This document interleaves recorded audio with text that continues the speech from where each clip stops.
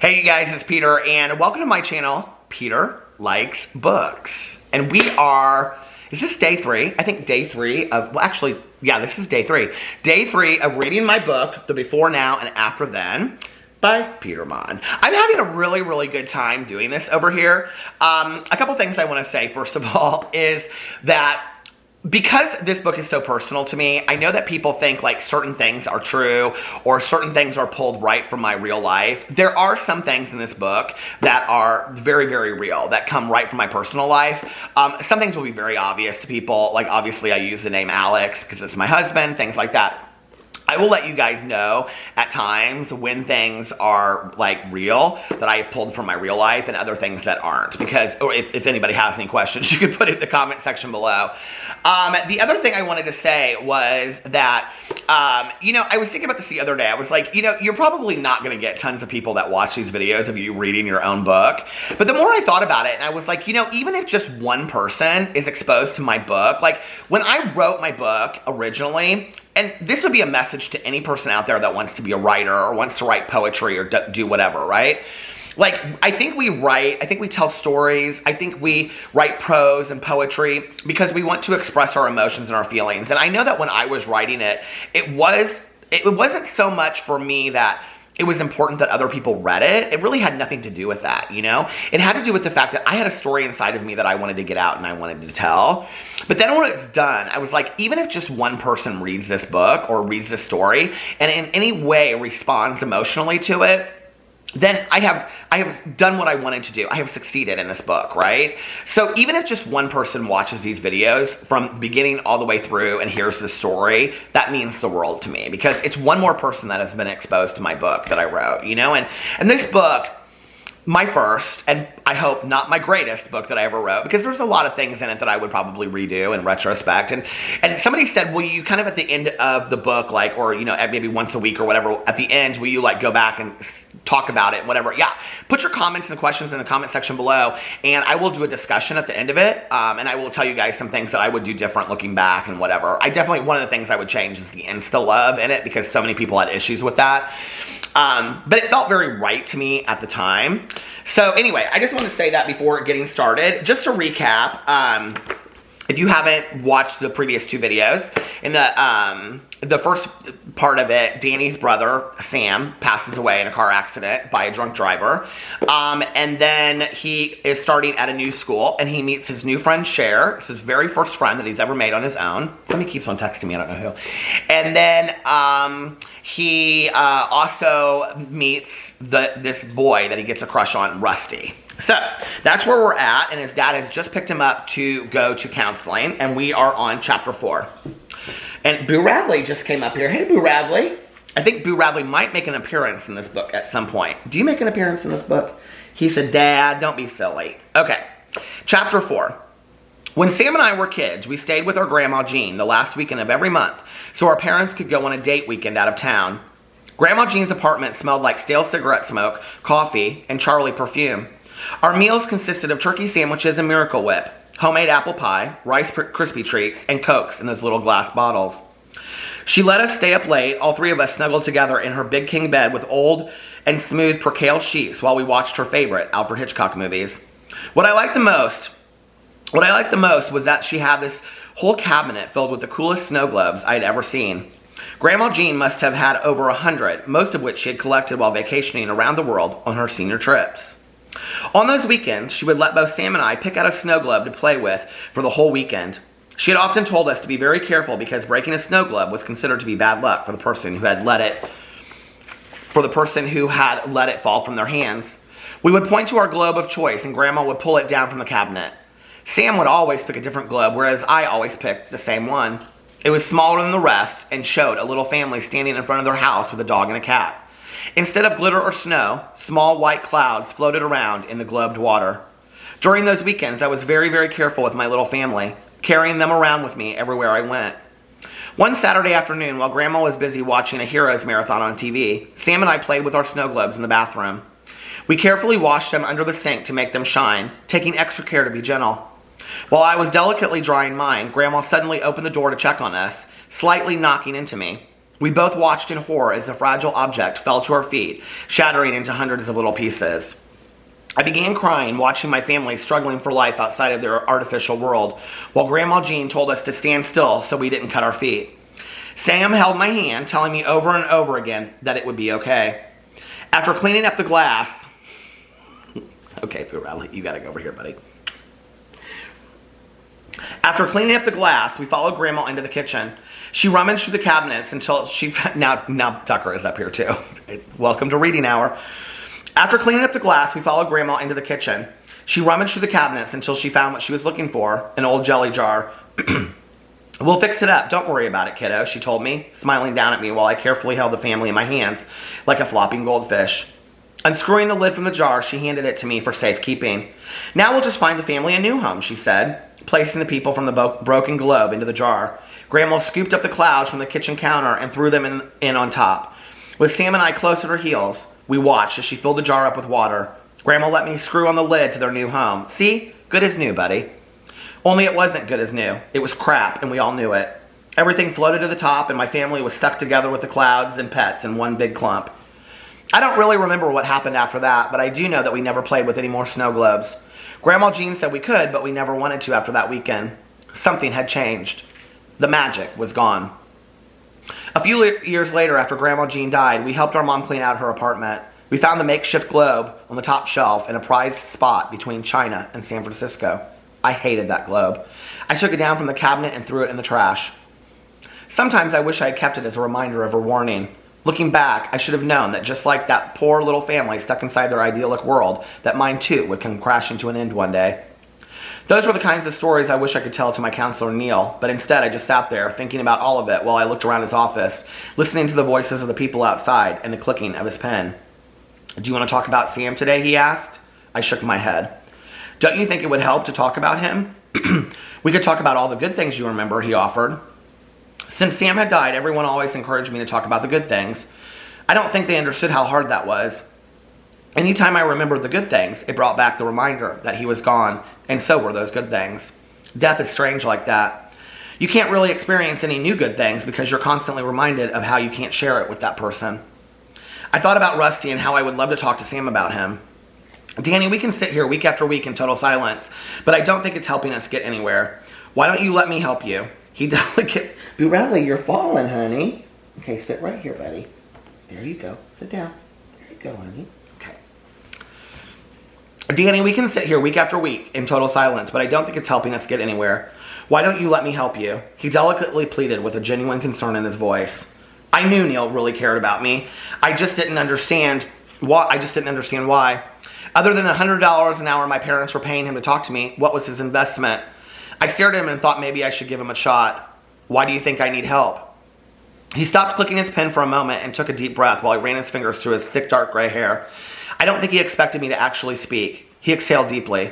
I'm not sure you do, but I think everyone probably needs help with something. Don't you agree? More questions. What if I asked you about things I need help with instead of you telling me what you think I need help with? I asked. I think that's a great idea, he replied. In my head, I could see Sam smiling, encouraging me to actually open up to someone and let them help me. If I had asked him what I needed help with, he could have given me a laundry list of issues. Talking to people, confidence, making friends, being okay with being gay, finding a boyfriend, dealing with our parents' divorce, being lonely, missing Sam. And I realized if he could list these things, then I must know them to be true too. Okay, I said. Let's say if you meet someone and you really like them, but you don't know if they like you or not. How do you know if they like you? I mean, how do you know if they just want to be your friend or if they want to be something more? Neil looked at me as if he wasn't expecting this question either. Does this someone have a name? No, like, just hypothetically, I responded, not wanting to get too personal. Well, I guess you could just come out and ask that person if they like you, but for most of us, that's pretty scary. The same goes for telling them that you like them. I imagine Neil at home with his girlfriend or wife, the both of them telling each other how much they liked each other. But isn't there a way to tell without actually asking them, I asked? Danny, do you think you might like to talk about your sexuality, he said, just as the buzzer on the old-fashioned alarm clock on his table started buzzing.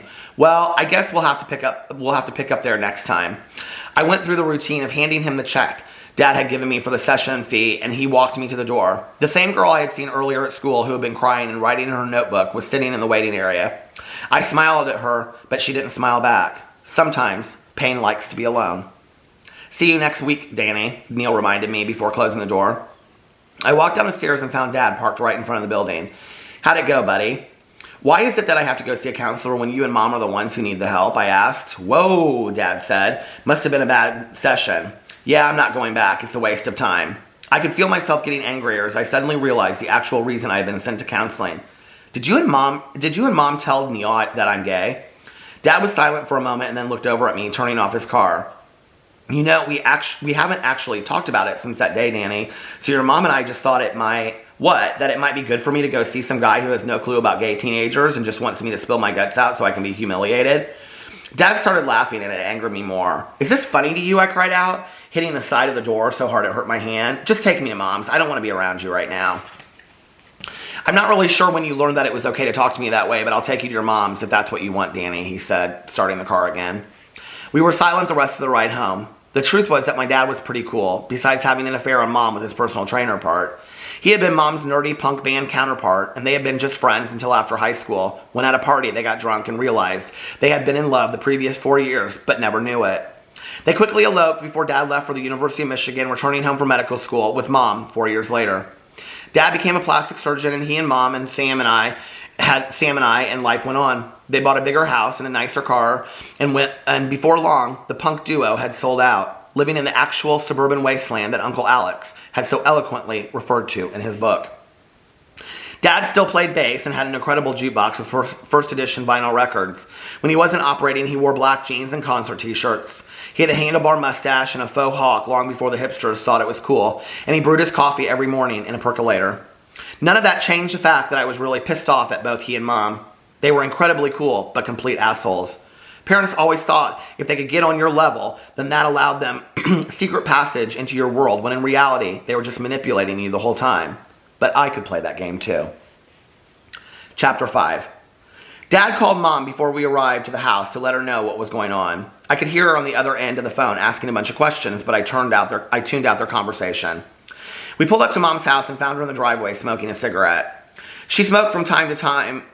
She smoked from the time she was a teenager until she found out she was pregnant, never smoking again until the day Sam died. Since then, it was like she had never quit in the first place. I grabbed my backpack from the back seat, slamming the car door, which made my dad cringe, and walked right past her without saying a word. Upstairs in my bedroom, I sat on my bed in the dark and listened to them talking in the driveway. I don't know what happened. He just got really upset because we told Neil that he's gay, I heard Dad say. Well, maybe we shouldn't have, Rick. Maybe we should have let him tell Neil himself. I mean, I guess I do understand his feeling betrayed. For a few seconds, neither one of them spoke. Can I have one? The next thing I heard was the sound of a lighter. I missed smoking. Me too, that's why I started again, I heard Mom say, as her voice trembled, slightly choked up as she started to cry. Rick, what are we going to do? He's going to be okay, Alice. It's just going to take some time. I'm not talking about him, I'm talking about us. You and I, Danny, Sam, hell, even Griffin, Mom whispered. I could hardly hear her now. Moving closer to the window, I looked down at them standing only 30 feet below me. They were so close, yet the distance felt profound, like I was in a movie theater watching a film about my life. Dad moved closer into Mom, wrapping his arms around her. Lightning flashed in the distance, and 2 seconds later, thunder roared to warn the night. The skies opened and began pouring rain, instantly drenching Mom and Dad. They didn't move, and for a second, I thought I might have seen them kiss. Lightning flashed through the sky again, breaking their embrace as Mom turned and ran into the shelter of her house. The door closed behind her as the Porsche revved up and backed out into the street, carrying Dad once again back to our old house. I walked over and closed my door, locking it so Mom wouldn't come in. I didn't feel like being bothered. I turned on the lights, threw my backpack in the corner, and took off my clothes, grabbing some sweatshorts and a t-shirt off the floor, putting them on instead. Although my room had a king-size bed, huge windows looking over the lake, and a 60-inch TV, it completely lacked anything that would let anyone know it was my room. There were no pictures, no posters, and nothing personal whatsoever. When Sam and I had shared a room, our walls were littered with magazine clippings, pictures, and posters. I kept all of those things neatly folded in a plastic box in my closet. Sometimes I thought about bringing it out and looking at everything, but I thought it would hurt too much. I turned on my fan, which I always had to sleep with directly aimed at my face, and got into bed. The only thing good on TV was Titanic, which I had seen about 100 times, but decided to watch it again anyway. Lying back on my bed, the movie faded out into the background, and I started thinking about Rusty. I had known I was gay for a long time, probably since I was 5 or 6, but had never really had a crush on a boy before. Actually, that wasn't true. I had known boys who I thought were cute, mostly Sam's friends, but I never, ever thought it could possibly turn into something real. This felt different. Everything from Rusty's smile to the way he gave me the gum to the way he looked at me made me think that he might be gay too. I had known other gay kids in school, but I had never come out to them out of fear that being associated with them would bring more attention to me. At my old high school, there had been this one kid named Jared who had tried to be friends with me forever, even cornering me in the bathroom one day, where he told me he knew I was gay and that we should be friends. I never spoke to him again. Looking back, I guess I was too ashamed to admit I was gay and tried everything possible to make it not true, including going on some double dates with Sam. Usually the girls were just interested because I looked exactly like him, so they thought we would be exactly alike as well. One day, Sam and I were driving around with Griffin in the back of the Jeep, his nose sniffing the wind, when Sam turned to me and said, "I know you're gay, Danny, and I don't care." He just kept driving and turned back to the road. "I mean, I care because you're my brother, but I don't think of you any different. I guess I've just always known." That was the first day we had started making the plan to tell our parents. I often thought if we hadn't come up with that stupid plan, and I had just been confident enough to tell our parents on my own, then maybe Sam would still be alive. Neither of us really thought our parents would have a problem with my being gay, which they didn't. They never even talked to me about it again. Instead, they left hidden clues to remind me that they were okay with me being gay.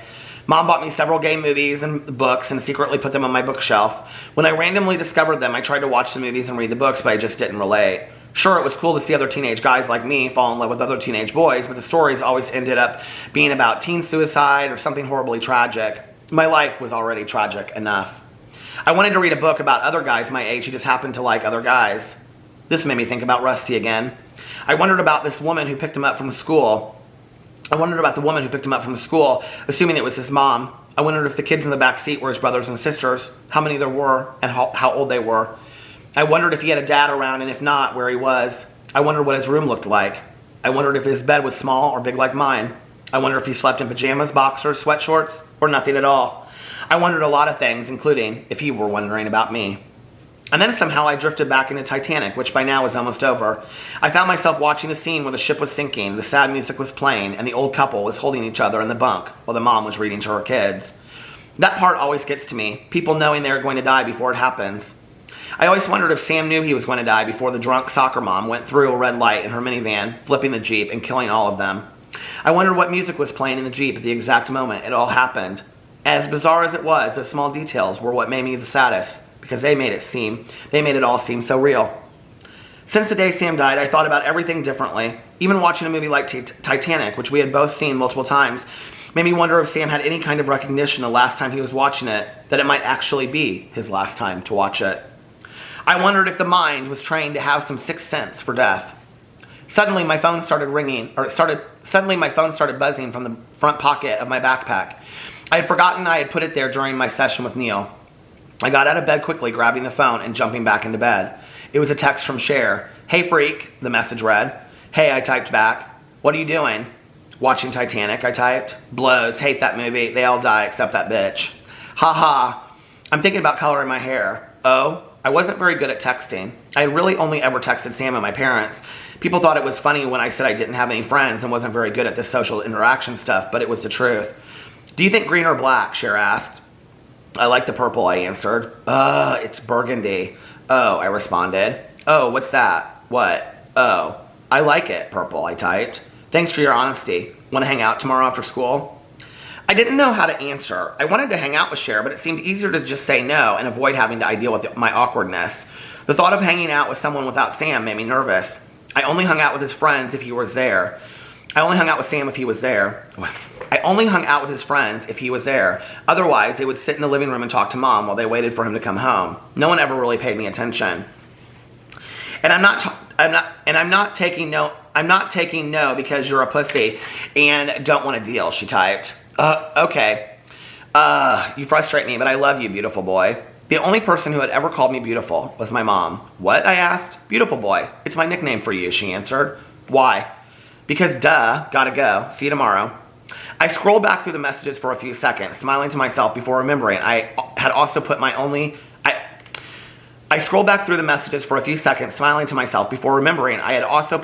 watch in my backpack. I got both my watch and Sam's and synchronized both before laying them on the nightstand, where I watched their neon hands tick slowly. Outside, the storm began to rage harder, sending pellets of hail against my window while the wind whipped our house with tree limbs. I turned the channel just as a rerun of Family Guy was coming on, which had been Sam's favorite show. I turned the channel again, finally deciding on Roseanne. I'd seen every episode so many times, I knew them by heart. This one was ironically about a tornado. I didn't really want to watch it, but didn't feel like falling asleep in silence either. I kept it on and rolled over, listening to the voices I knew so well helped me find comfort in my own room, thinking about how fictional characters from television shows felt more like close friends than people I actually knew. From my bed, I could see the rain pour over the lake, like a giant fan of drizzle wafting over the water.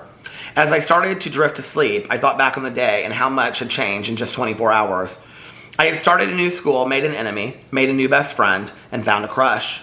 It was probably the most normal 24 hours I had lived in the last 6 months. Smiling, I started to fall asleep, but not before wondering what it would be like to run my fingers through Rusty's thick black hair and kiss his wonderful lips. All right, so that's chapter 4 and 5 for today. I'm trying to think back over what were the parts that were true about the thing. Well, I've actually told this story on my vlog a lot. I saw several counselors from the point of my parents' divorce when I was younger until high school, and I was seeing this female counselor at one point, and she did say to me, she said, I think next session we'll talk about your sexuality, and I remember at the time thinking it was so intrusive, but I look back on it and I kind of wish that maybe I had been honest with her and talked about it. But I did go down to my dad because he was picking me up, and I said, I'm never going back to her. It's a waste of time. It's a waste of money. But that was, I think, in my life, when I look back on it, like a really poignant moment. And that's why I included it in the book, of feeling like discovered, or here was somebody that owned a part of my story, but like not in a negative way. Like they didn't want to do anything with it and hurt me, like the bullying had happened. They just wanted to help me, and I rejected that as well. But it was scary, you know. So anyway, I hope you guys are enjoying that so far. Let me know what you think in the comment section below. I love you guys, and I will see you tomorrow. Stay safe and stay healthy. Bye.